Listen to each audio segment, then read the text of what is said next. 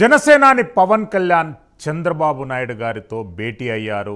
ఉండవల్లిలోని చంద్రబాబు నాయుడు గారి నివాసానికి వెళ్ళి అక్కడ భోగి సందర్భంగా జరిగినటువంటి ప్రత్యేక సమ్మేళనంలో జనసేనాని పవన్ కళ్యాణ్ పాల్గొన్నారు. ఉమ్మడి మేనిఫెస్టోతో పాటు అభ్యర్థుల ఎంపిక పైన కసరత్తు జరిగేటటువంటి అవకాశం ఉంది.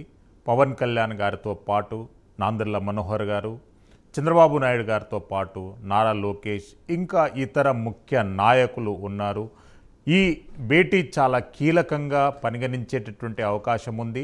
సంక్రాంతి అనంతరం పవన్ కళ్యాణ్ గారు ప్రతిరోజు 3 అసెంబ్లీ నియోజకవర్గాలలో సుడిగాలి పర్యటన నిర్వహించడమే కాకుండా రాష్ట్ర వ్యాప్తంగా ప్రభుత్వ వ్యతిరేక ఓటు బ్యాంకు చీలకుండా ఉండే విధంగా ప్రతి నియోజకవర్గంలో ఒక స్ట్రాటజీని రూపొందించేందుకు ఈ సమావేశం కీలకంగా మారేటటువంటి అవకాశం ఉంది.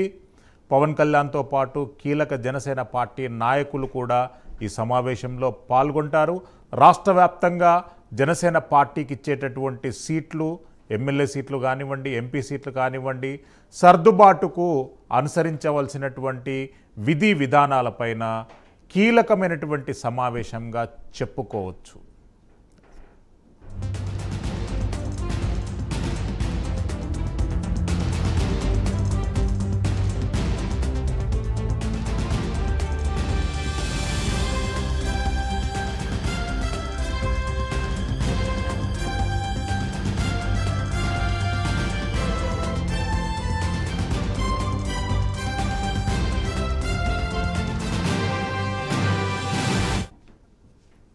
ఇదే అంశంపై మా ప్రతినిధి రవికృష్ణ మరిన్ని వివరాలు అందిస్తారు. Ravikrishna, over to you.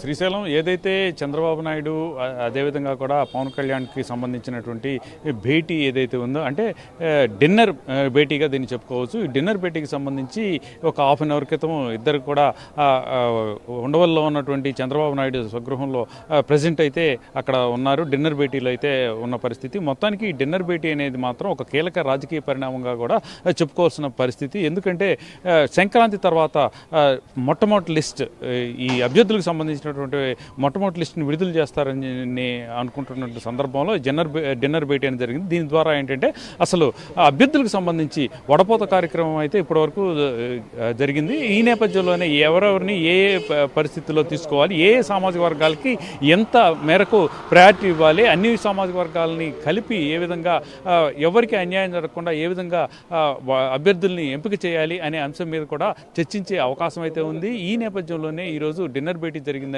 అయితే పొలిటికల్ సర్కిల్స్లో చర్చ అయితే నడుస్తున్న పరిస్థితి. మొత్తానికి పొలిటికల్ హీట్ మాత్రం ఒక పీక్ స్టేజ్కి వెళ్ళిందని చెప్పుకోవచ్చు. ఈ రోజు కనుక మనం చూసుకున్నట్లయితే ఎంపీ, అదేవిధంగా కూడా కాపులో బాగా ఫాలోయింగ్ ఉన్నటువంటి బాలశౌరి కూడా వైసీపీ పార్టీకి రిజైన్ చేయడం జరిగింది. రిజైన్ చేసి ఆయన జనసేనలోకి వస్తానని ట్విట్టర్ ద్వారా కూడా చెప్పిన పరిస్థితి. దీన్ని బట్టి శరవేగంగా కూడా రాష్ట్రంలో రాజకీయాలు మారిపోతున్నాయని తెలుస్తున్న సంకేతాలు అయితే అర్థమవుతున్న పరిస్థితి అయితే కనపడుతుంది. ప్రస్తుతం ఈ మారిపోతున్నటువంటి రాజకీయాలకు అనుగుణంగా కూడా ఎప్పటికప్పుడు కూడా స్టెప్స్ తీసుకున్న పరిస్థితి అయితే ప్రస్తుతం ఉంది.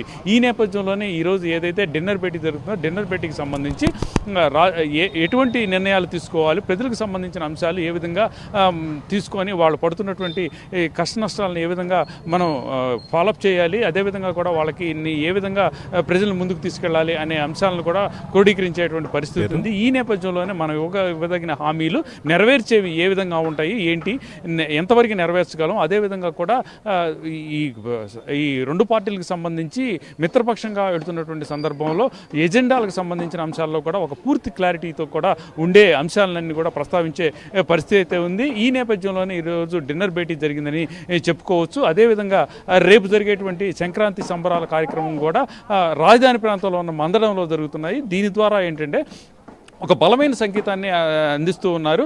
భవిష్యత్తులో ఏపీకి అమరావతి ఏకైక రాజధాని అని చెప్పడానికి, అక్కడ ఉన్నటువంటి ప్రజల్లో విశ్వాసాన్ని నింపడానికి చేస్తున్నట్టుగా కూడా భావించాల్సిన పరిస్థితి ఉంది. ఈ నేపథ్యంలోనే అన్నిటికీ సంబంధించి, ముఖ్యంగా కూడా రాష్ట్రానికి సంబంధించిన అంశాలను ప్రతి ఒక్కటి కూడా కూలంకషంగా కూడా చర్చించి, ఇప్పటికే అభ్యర్థులకు సంబంధించిన అంశాల్లో మాత్రం వడపోత కార్యక్రమం అయితే జరిగింది. దీనికి సంబంధించిన స్క్రీనింగ్ ఇప్పటికే అయిపోయింది. దాని తర్వాత వివిధ సామాజిక వర్గాలు, ఆ సామాజిక వర్గాలకు ఇవ్వాల్సిన ప్రయారిటీ, అదేవిధంగా కూడా ప్రతి ప్రాంతానికి కూడా, ఏ ప్రాంతానికి కూడా అన్యాయం జరగకుండా అన్ని ప్రాంతాలకి, అన్ని సామాజిక వర్గాలకి కూడా న్యాయం జరిగే విధంగా ఏ విధంగా ఉండాలి, అభ్యర్థులు ఏ విధంగా తీసుకోవాలనే అంశాల మీద చర్చించే అవకాశం అయితే ప్రస్ఫుటంగా ఉన్నట్టుగా కూడా తెలుస్తుంది. శ్రీశైలం. ఎస్ రవికృష్ణ, అంటే ప్రభుత్వానికి వ్యతిరేకంగా ప్రభుత్వము ప్రజా వ్యతిరేక విధానాలను భోగి మంటలల్లో కాల్చేయనున్నట్టు కూడా వార్త తెలుస్తుంది. అసలు ఏ అంశాలు, ఏ జీవోలను భోగి మంటల సాక్షిగా కాల్చాలనుకుంటున్నారు?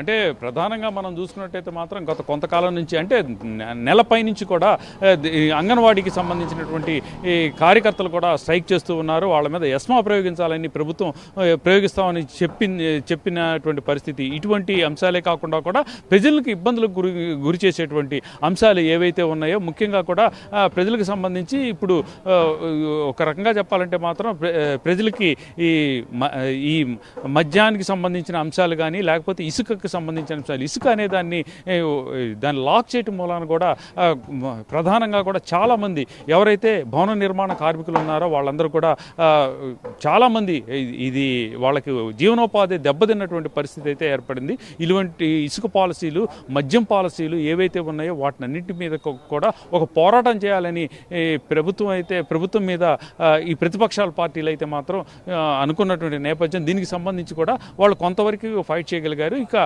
ఎలక్షన్స్ మూమెంట్ వచ్చినటువంటి తరుణంలో వాళ్ళు చేసినటువంటి ఏవైతే తప్పుడు జీవోలకు సంబంధించిన అంశాలు ఏవైతే ఉన్నాయో, కొన్ని ఆస్తులకు సంబంధించిన అటాచ్మెంట్స్కి సంబంధించి ప్రభుత్వంలో ఉన్నటువంటి పెద్దలు జీవోలు తెప్పించి అటువంటి ఆస్తులను అయితే వాళ్ళకి అనుగుణంగా కూడా తీసుకున్న పరిస్థితి ఉంది. ఈ నేపథ్యంలోనే ఇటువంటి అంశాలు ఏవైతే ఉన్నాయో వాటినన్నింటినీ కూడా ప్రజలకు వ్యతిరేకంగా ఉన్నటువంటి ప్రభుత్వం తీసుకున్న నిర్ణయాలు, అంటే ప్రభుత్వం తీసుకోవడం అంటే అక్కడ ఉన్న పాలకులు తీసుకున్నటువంటి నిర్ణయాలు వాళ్ళకి అవసరాలకి అనుగుణంగా, వాళ్ళకి అవకాశం వచ్చే విధంగా కూడా, వాళ్ళకి లబ్ధి చేకూరే విధంగా కూడా వాళ్ళు అయితే తీసుకున్నటువంటి నిర్ణయాలు ఏవైతే ఉన్నాయో దానికి సంబంధించి జీవ రూపాన్ని ఏవైతే తీసుకొచ్చారో వాటినన్నింటినీ కూడా రేపు జరిగేటువంటి ఈ భోగి మంటలకు సంబంధించి, భోగి మంటలలో వాటిని దహనం చేసేటువంటి పరిస్థితి అయితే ప్రస్తుతం నెలకొని ఉంది. మొత్తానికి ఒక పక్క ప్రజలకు సంబంధించిన ఇబ్బందులకు గురవుతున్నటువంటి అంశాలని క్రోడీకరిస్తూనే, అదేవిధంగా కూడా పార్టీని బలోపేతం చేసే విధంగా కూడా, పార్టీకి సంబంధించినటువంటి ప్రతి ఒక్క అభ్యర్థిని కూడా గెలిపించుకునే విధంగా కూడా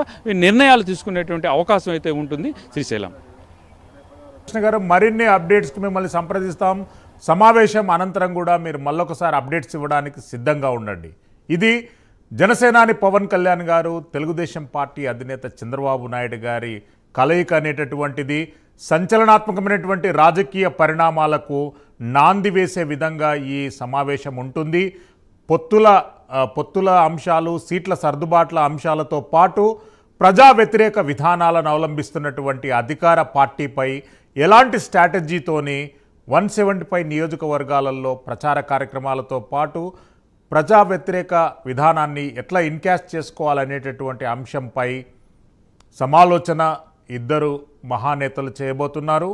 పవన్ కళ్యాణ్ గారితో పాటు నాందెండ్ల మనోహర్ గారు, చంద్రబాబు నాయుడు గారితో పాటు నారా లోకేష్, అదేవిధంగా తెలుగుదేశం జనసేన పార్టీకి చెందినటువంటి కొంతమంది కీలక నేతలు కూడా ఈ సందర్భంగా ఈ సమావేశంలో పాల్గొంటున్నారు.